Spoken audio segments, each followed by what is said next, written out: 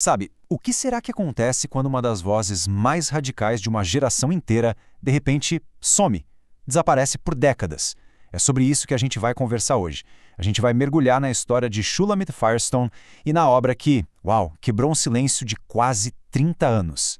Essa era Shulamit Firestone. Aos 22 anos. Dá pra sentir intensidade, né? Uma artista brilhante, cheia de energia e que estava literalmente prestes a mudar o mundo. Então, vamos lá. Fim dos anos 60, Nova York. Shulamit Firestone surge como uma força da natureza. Ela se torna uma peça-chave, sabe? Uma das principais mentes por trás do feminismo radical, aquele movimento que queria ir fundo, desmantelar as raízes mais profundas do patriarcado. E o impacto dela foi quase imediato. A coisa foi sísmica. Olha só essa linha do tempo, em só 3 aninhos.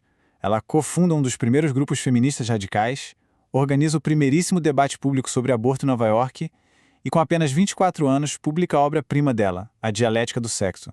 Quer dizer, ela não estava só participando do movimento, ela estava ajudando a definir o rumo todo, uma consciência política completamente nova. E esse livro, A Dialética do Sexo, era de uma análise radical. A Firestone dizia o seguinte: a opressão baseada no sexo não é só mais uma forma de desigualdade. Não, é a mais antiga, a mais fundamental de todas. É a base e o alicerce para todas as outras. Essa frase aqui é genial para entender o pensamento dela. Para Firestone, a revolução não era só sobre ir para a rua, fazer protesto. Era sobre desafiar os gestos mais pequenos, mais automáticos, aqueles comportamentos do dia a dia que a gente nem percebe. Só que aí, depois dessa explosão, dessa atividade toda, a voz potentíssima da Firestone simplesmente parece que se calou, desapareceu. E o que aconteceu foi que os próprios movimentos que ela ajudou a criar se viraram contra ela. Começaram as acusações, que ela era intelectual demais, que só queria atenção. Criticavam porque ela não queria dividir tarefas administrativas de forma democrática. No fim das contas, ela acabou sendo empurrada para fora de vários grupos que ela mesma tinha fundado. E depois de 1970, silêncio. Um silêncio imenso. Pensa bem, 28 anos. Por quase 3 décadas, o público não ouviu mais nada de uma das mentes mais brilhantes e afiadas do feminismo. Aí fica aquela pergunta que ecoou por muito tempo, né? Para onde foi Shulamit Firestone? O que aconteceu com essa voz tão poderosa? Bom, a resposta para essa pergunta veio em 1998. E ela veio na forma de um livro. Um livro pequeno, fino, mas absolutamente devastador, chamado Espaços Sem Ar. Esse livro é uma coleção de textos bem curtos, quase vinhetas, muito diretos. Foram escritos num período de mais estabilidade para ela, ali no início dos anos 90. E o livro documenta justamente os anos que ela passou entrando e saindo de instituições psiquiátricas públicas, depois de ter sido diagnosticada com esquizofrenia em 1987. E essa citação da Chris Kraus na introdução do livro é a chave para entender tudo. Era como se ela tivesse se infiltrado para testemunhar o funcionamento secreto e banal da instituição. Ou seja, não é um livro de memória sobre a doença em si, mas sim um relatório. Um relatório sociológico afiadíssimo de alguém que estava observando tudo por dentro. Então, o livro vai construindo um retrato bem assustador da vida nessas instituições. Mas ele não faz isso com grandes discursos. Ele faz com detalhes. Detalhes pequenos, mas que cortam fundo. Vamos dar uma olhada em alguns deles. A genialidade da Firestone aqui é mostrar como a dignidade de uma pessoa vai sendo destruída aos poucos. Não é por um grande ato de crueldade, sabe? É por 1000 pequenas humilhações burocráticas do dia a dia.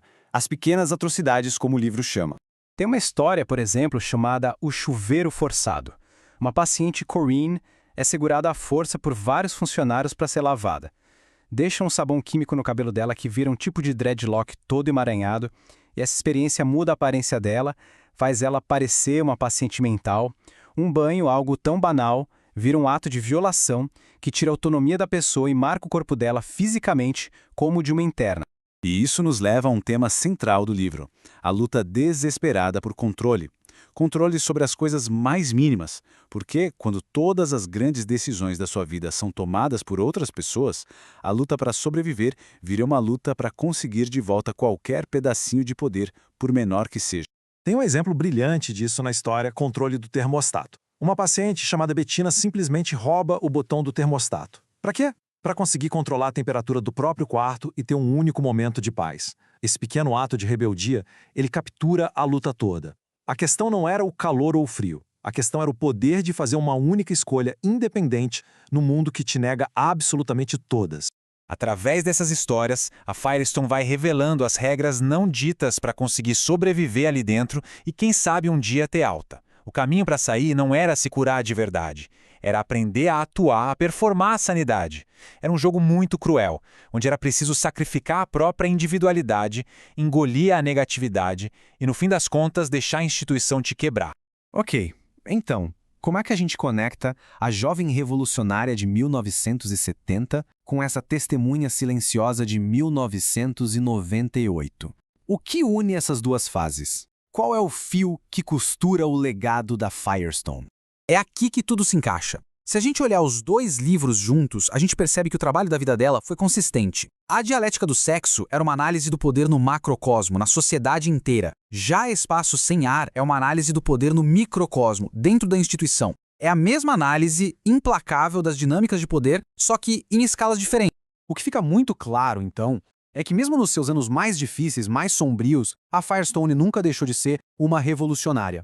Ela só mudou o campo de batalha. Em vez de ir para a rua protestar, a arma dela passou a ser a observação. Ela continuou fazendo o trabalho dela, analisar e reportar o que via das linhas de frente da experiência humana. E é por isso que a obra dela continua tão relevante. Espaço Sem Ar não é só um documento histórico. É uma lente que nos desafia a olhar para as nossas próprias instituições hoje e perguntar: quem é que está no poder? E qual é o custo humano disso?